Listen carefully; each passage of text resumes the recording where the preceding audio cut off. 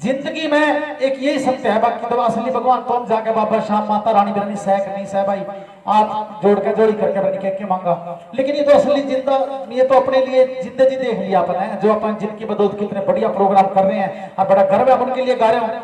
ये कैथल के लोगों के लिए मैं कलाकार नहीं हूँ, कैथल के लोगों के लिए मैं स्टार नहीं हूँ। आप लोगों का तो प्यार आशीर्वाद और सहयोग है जो लोग बोलने बार भी कैथल का कलाकार है फौजी कर भी। यहाँ के लोगों ने तो मेरे को बनाया, मेरे को तो बड़ा चैन आता है कि मैं इनके लिए जहां मैं नौकरी करता हूँ फौजी का टैग मेरे को लगा है। इस फौजी का टैग लगने के बाद मैं कलाकार के नाम पे मशहूर हो जाऊँ तो भाई मेरी जवाबदारी बनती है। अगर मैं इनके लिए नहीं गाऊंगा तो शायद अपने फर्ज से लापरवाही करूंगा, फिर तो मेरा पियर कमांड पे लग रहा हूँ। इसलिए अपने बिना उठा माइक लेकर मेरा लवा एकदम आकर बैठ गई। आप लोगों ने बता दिया कलाकार नहीं है, मेरे हैं 4 बेटी, यह सबसे बड़ी बेटी मेरी और यह छोरी पूरा माइक लेके क्यों बैठा है, इसने गान का शौक को नहीं। ये है बॉक्सर, सिर्फ इसको शौक है कि मेरा पापा देशभक्ति के प्रोग्राम अगर यहाँ करता ना अपने दिल से तो पापा मैं भी आपके साथ जाऊंगी। गा भी ले मैं थोड़ी बहुत छोरी, लेकिन सिर्फ ये तो मैंने मुक्के चलाना सिखाई थी, ये माइक में पकड़ लिया। लेकिन एक इतने बढ़िया इसने पहली बार मैं आई बोला पापा मैं भी कुछ बोलना चाहती हूँ। मैं कहा जा बेटा। अरे छोरी ने मतलब ऐसी बातें 5-4 मिनट हमारे को सुनाई की रोंगटे खड़े कर देने वाली बात थी। वही आप लोगों के बीच में लेके आए होंगे बेटी, वही देशभक्ति के राष्ट्र निर्माण की जो सोच की बात है ना। तो भाई एक बार जोरदार ताली बजा दो छोरी की, क्योंकि आप तो सारे परिवार तत्पर है और मैं तो बड़ा धन्यवादी हूँ भगवान का कि ऐसी औलाद मिली है जो संस्कार हमारे को मिले बुजुर्गों से और आगे हमारी संस्कार पा करके। और बेटा अरे एक बार बड़ा जोश के साथ ये छोरी जो बात बताओगे ना इस देश के लिए बेटा, एक फौजी का बच्चा होता है ना वो भी फौजी से कम नहीं होता, क्योंकि फौजी का खून होता है वही देशभक्ति की भावना होती है। ध्यान से सुनियो। सबसे पहले तो राम राम आप सभी को। मेरे प्यारे भारतवासियों, मैं शीतल जागलान आज इस देशभक्ति भारत माता के प्रोग्राम में अपने कुछ विचार साझा करना चाहती हूँ कि आखिर देशभक्ति और राष्ट्र निर्माण है क्या। तो आज मैं खुलकर बोलूंगी और आशा करती हूँ कि आप सभी सोच समझ कर सुनेंगे, आप सभी समझ कर सुनेंगे। मैं नहीं मानती कि राष्ट्रगान के 52 सेकंड में सिर्फ खड़े होकर गाना या वंदे मातरम भारत माता की जय के जोरों शोरों से नारे लगाना ही देशभक्ति है। क्योंकि महोदय यह वो सदी है जहां नीति नियम और नैतिकता जैसे मूल्य कोड़ियों के भाव बेचते लोग मुझे नजर आते हैं। यह वो सदी है जहां सत्य अहिंसा सदाचार और सादगी जैसे मूल्य की धज्जियां उड़ाते लोग मुझे नजर आते हैं। और महोदय वो सदी है जहां घर में दो सगे भाई भी चैन अमन और शांति के साथ बड़ी मुश्किल से जीते नजर आते हैं। और जिस देश का युवा पबजी गेम में डूबा और शराब की लत में भीगा नजर आता है, क्योंकि इन जवानों के ऊपर राष्ट्र निर्माण और देश समाज की आशाओं को जोड़े रखने की उम्मीद है। और यही युवा आज सोशल नेटवर्किंग साइट्स पर चैटिंग, सेटिंग, डेटिंग और फ्लर्टिंग करता नजर आ रहा है। तो आज मैं इन युवाओं को कहना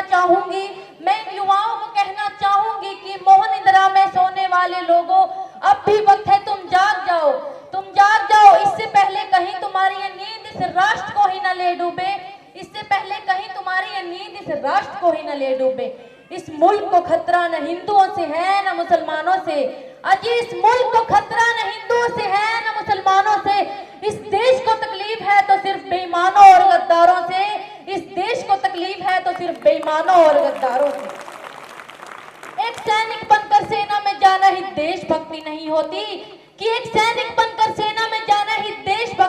होती। आजादी की गुरु बात कुछ और थी और आज बात कुछ और है। तब झांसी की रानी लक्ष्मीबाई से लेकर शहीद आजम वीर भगत सिंह तक, चंद्रशेखर आजाद से लेकर महात्मा गांधी तक, इन्हें हम देशभक्त कहते थे। परंतु आज मैं देशभक्त कहूं तो किसे कहूं। अपने परिवार, राष्ट्र और इस देश के प्रति समर्पण का भाव है देशभक्ति।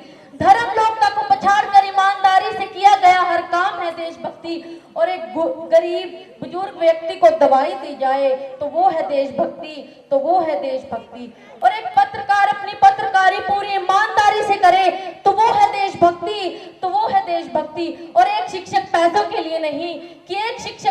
लिए नहीं बल्कि शिक्षा को आगे बढ़ाए जाने के उद्देश्य से आगे बढ़ाए तो वो है देशभक्ति।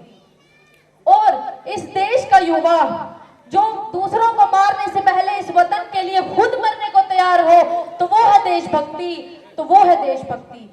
तो मैं इन देशद्रोहियों को तो लाइन कहना चाहूंगी कि ये हवा में जहर घोलने वालों, फिजाएं हमारे इशारों से बदलती है, और तुम क्या तस्वीर बदलोगे मेरे हिंदुस्तान की? शेरों के जिगरों में मां भारती बसती है, शेरों के जिगरों में मां भारती बसती है।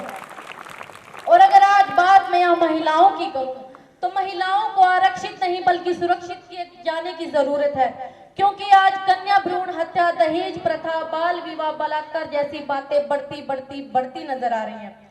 तो मैं नारी शिव शक्ति में अपने कुछ पंक्तियां अदा करना चाहूंगी कि इस वतन की रक्षा करने का हम लड़कियों को भी हक है, इस देश की रक्षा करने का हम लड़कियों को भी हक है। और इतिहास की किताबें उठाकर देख लो जिनको भी हमारी काबिलियत पर शक है, इतिहास की किताबें उठाकर देख लो जिनको भी हमारी काबिलियत पर शक है। किसी के लिए खुशियां लेकर आई हूं तो किसी के लिए गाली बरसाई हूं, किसी के लिए खुशियां लेकर आई हूं तो किसी के लिए गाली बरसाई हूं। आज इस वतन की रक्षा के खातिर मैं कंधे से कंधा मिलाने आई हूं, इस वतन की रक्षा के खातिर कंधे से कंधा मिलाने आई हूं। और भारत माँ की बेटी हूं, मैं तैयार हूं सरहद पर जाकर सीने पर गोली खाने को, मैं तैयार हूं सरहद पर जाकर सीने पर गोली खाने को। एक माँ बनकर हर दर्द को सह जाना आता है, एक बहन बेटी या पत्नी बनकर हर गम को छुपाना आता है। और रसोई में सिर्फ बेलन ही नहीं साहब, इस वतन की रक्षा के खातिर मुझे हथियार उठाना भी आता है, इस वतन की रक्षा के खातिर मुझे हथियार भी उठाना आता है। और भूल मत करना पापा की परी समझने की, भूल मत करना पापा की परी समझने की। मैं रानी लक्ष्मीबाई हूँ, मैं रानी लक्ष्मीबाई हूँ। और अगर आज बात मैं यहाँ राजनीति की करूं, तो मुझे कोई परहेज नहीं है राजनीति से, वरन परहेज है तो राजनेताओं की राज करने की नीति से, वरन परहेज है तो राजनेताओं की राज करने की नीति से। चुना गया उम्मीदवार राजा नहीं सेवक होना चाहिए, कि चुना गया उम्मीदवार राजा नहीं सेवक होना चाहिए, जो जनता की समस्याओं का निदान कर सके, जो जनता की समस्याओं का निदान कर सके। और हाँ, संसद में जब लड़ झगड़ कर नहीं बल्कि सोच समझकर फैसले लिए जाएंगे, तब हमारा राष्ट्र निर्माण संभव होगा, तब हमारा राष्ट्र निर्माण संभव होगा। तो मैं इन राजनेताओं को दो लाइन कहना चाहूंगी कि जिन्हें हम हार समझ बैठे हैं गला अपना सजाने को, कि जिन्हें हम हार समझ बैठे हैं गला अपना सजाने को, आज वही नाग बन बैठे हैं हम ही को काट खाने को, आज वही नाग बन बैठे हैं हम ही को काट खाने को। आज भ्रष्टाचार, काला धन इस देश के प्रमुख मुद्दे हैं कि इंसान तो चढ़ जाता है लेकिन इंसानियत चोट खा जाती है, इंसान तो चढ़ जाता है लेकिन इंसानियत चोट खा जाती है। और इस धन से सोने की चैन तो खरीदी जा सकती है, परंतु चैन की नींद सो नहीं सकते, इस बात का मैं दावा करती हूँ। और हमारा राष्ट्र निर्माण तब संभव होगा जब एक गरीब की झोपड़ी को बदलकर उसका अपना घर होगा, प्रत्येक किसानों के खेतों में पानी पहुंचाया जाएगा, और इस देश में जाट, गुजरों और मेघभाल की भेदभाव का सोच हमारे दिमाग से मिटाई जाएगी। हमारा राष्ट्र निर्माण तब संभव होगा जब हमारा आइडियल, हमारा नायक कोई अभिनेता नहीं बल्कि वीर कमांडर अभिनंदन जैसा वीर योद्धा होगा। हमारा राष्ट्र निर्माण तब संभव होगा जब इस ध्रुव में बाबा आइंस्टाइन के साथ साथ गांधी जी, नेहरू जी, राजगुरु सुखदेव और भगत सिंह की जीवनी को भी आगे बढ़ाया जाएगा। हमारा राष्ट्र निर्माण तब संभव होगा जब इस देश के कॉलेजेस और विश्वविद्यालय राजनीतिता के अड्डे नहीं बल्कि शिक्षा के मंदिर कहलाए जाएंगे। हमारा राष्ट्र निर्माण तब संभव होगा जब परीक्षाओं के पेपर लीक नहीं होंगे और इन युवाओं के भविष्य के साथ खिलवाड़ नहीं किया जाएगा। तो अंत में मैं किसी शायर की पंक्तियों और अपनी तमन्नाओं के साथ इस वाणी को विराम देते यूं कहना चाहूंगी कि काश मेरी जिंदगी में शरद की कोई शाम आए, काश मेरी जिंदगी में शरद की कोई शाम आए, काश मेरा ये जीवन इस वतन के काम आए, काश मेरा ये जीवन इस वतन के काम आए। कि न खौफ है मौत का, न आरज़ू है जन्नत की, न खौफ है मौत का, न आरज़ू है जन्नत की, बस जब कभी जिक्र हो शहीदों का तो उनमें मेरा भी एक नाम आए, तो उनमें मेरा भी एक नाम आए। अगर कोई पूछे मेरे बारे में तो मेरी ये पहचान लिख देना, उठाना तिरंगा झंडा, सीने पर हिंदुस्तान लिख देना, सीने पर हिंदुस्तान लिख देना। अगर कोई पूछे कि ये पागल थी कौन, अगर कोई पूछे कि ये पागल थी कौन, तो क्रांतिकारियों की चेले इनकलाब का नाम लिख देना। और अगर बचा हो जिस्म में लहू एक बूंद भी, बचा हो जिस्म में लहू एक बूंद भी, तो उसे निकालना, माँ तुझे सलाम लिख देना, माँ तुझे सलाम लिख देना। धन्यवाद। जय हिंद, जय भारत। स्पेशल क्लैपिंग एक बार।